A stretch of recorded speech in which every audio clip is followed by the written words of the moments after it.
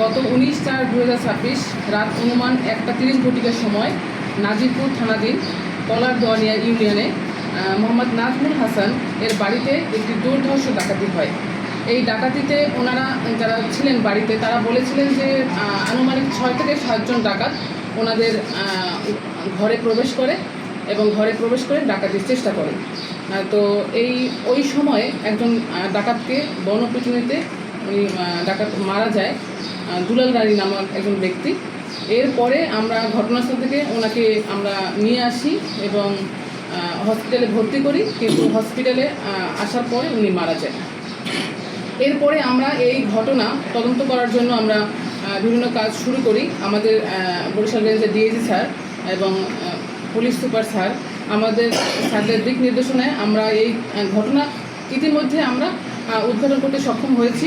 এই ঘটনায় টোটাল 9 জন ব্যক্তি ছিল এবং এই ডাকাতি করতে আসার সময় একটি ট্রলার নিয়ে আসে।